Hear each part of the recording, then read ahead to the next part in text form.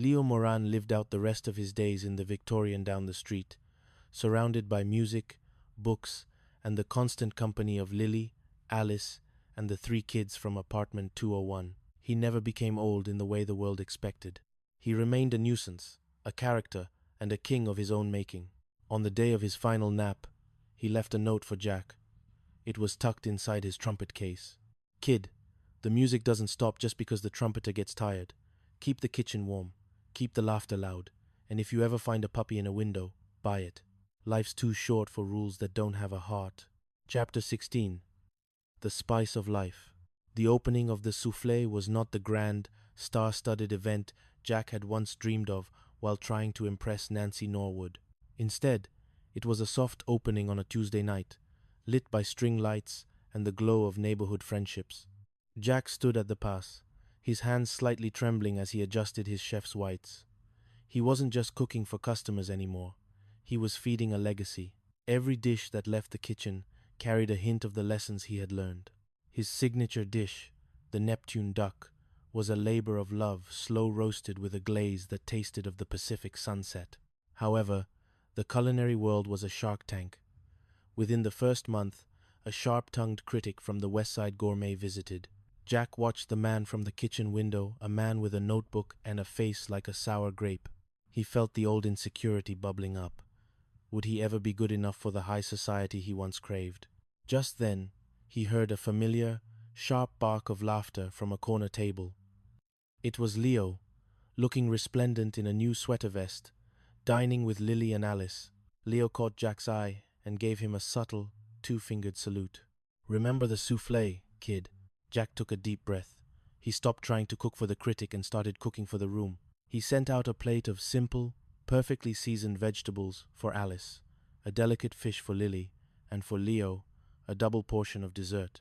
When the review came out a week later, it wasn't the technical perfection the critic praised. It was the hauntingly nostalgic warmth of the food. "Jack Tripper doesn't just serve meals," the review read.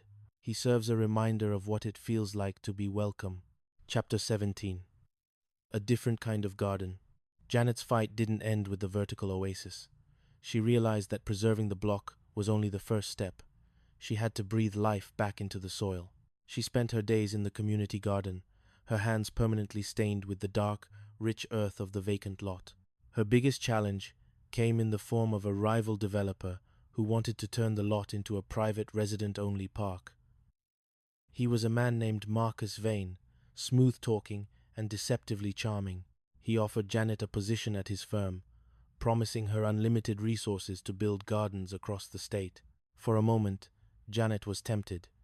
She thought of the better equipment, the rare seeds, the professional prestige.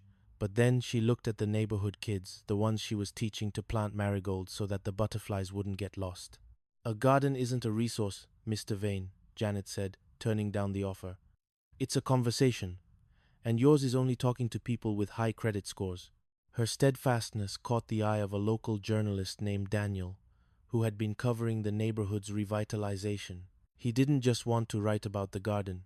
He wanted to understand why she cared so much. Their first date was spent weeding the tomato patch at dusk. Janet realized that, for the first time in years, she wasn't just the sensible roommate. She was a woman building a world of her own. Chapter 18. The Last Jazz.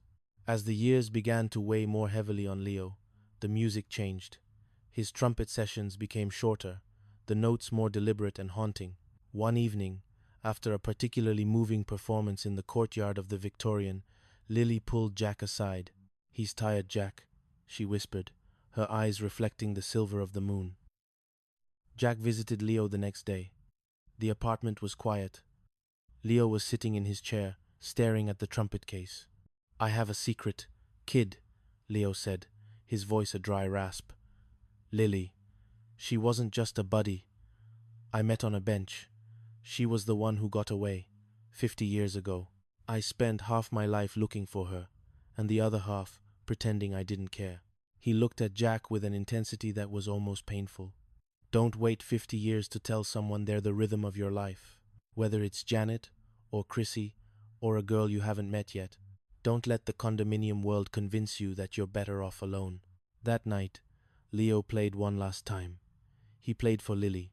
He played a song that wasn't about Santa Monica or Neptune Avenue.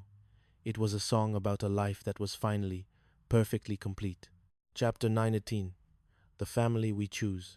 The transition was gradual. Chrissy's bakery, the starry oven, became the heart of the morning, while the souffle was the heart of the night. Janet's garden became the soul that connected them. One Christmas Eve, the three of them, Jack, Janet, and Chrissy, found themselves back in apartment 201. They were older, their lives more complicated, but the rhythm was the same. They had invited Mr. Furley, who had finally retired and was now a regular at the Saturday night supper club. "We really did it, didn't we?" Chrissy said, looking around the room. "We didn't just survive. We stayed together." Jack looked at his roommates. He thought of Nancy Norwood and Marcus Vane, and all the people who thought that a shared apartment was just a temporary stop on the way to something better. He realized they were wrong. Apartment 201 wasn't a stop, it was the destination. "We chose each other," Jack said, raising a glass of wine. "And that's the best choice I ever made." Chapter 20. The Unspoken Vow. By the time the 90s rolled around, Neptune Avenue had achieved a kind of legendary status. It was the neighborhood that refused to die, the place where the ghosts of the old California danced with the shadows of the new. Jack and Janet stood on the balcony of apartment 201, watching the fog roll in. They were both in their 60s now, and the silence between them was no longer awkward or filled with the frantic energy of their youth. It was a dense, comfortable thing, like an old blanket. "You ever think about Leo?" Janet asked, leaning her head on Jack's shoulder. "Every day," Jack said. He looked at his hands, which were still strong but carried the scars of 1,000 kitchen services. "I might have ended up in a mansion, miserable and alone." Janet turned to him, her eyes still bright with the same intelligence that had first captivated him. "Jack, we never really talked about it. All those years, all those missed signals." Jack took her hand. "Maybe we didn't need to talk. Maybe the signal was always there, like Leo's trumpet, just waiting for the right moment to be played." They had never married, never followed the traditional path of a romantic novel. Their love had been something more profound, a shared life built on a foundation of rent checks, bathroom schedules, and a mutual commitment to a man in a plaid shirt. They were each other's home. "I love you, Janet," Jack whispered. "I know," she smiled. "I've known since the roses." Chapter 21. The Inheritance of Joy. The time came, as it always does, to pass the torch. The apartment was getting harder to manage, and Janet's garden needed a younger set of hands. They decided to move into the Victorian down the street, taking over the space Leo, Lily, and Alice had once occupied. But they didn't just sell apartment 201, they curated its next occupants. They interviewed hundreds of young people, looking for that specific spark, the combination of ambition, kindness, and a slight sense of being lost. They found them in a trio that reminded them so much of themselves it hurt. A young chef named Elena, a botanist named Sam, and a writer named Maya.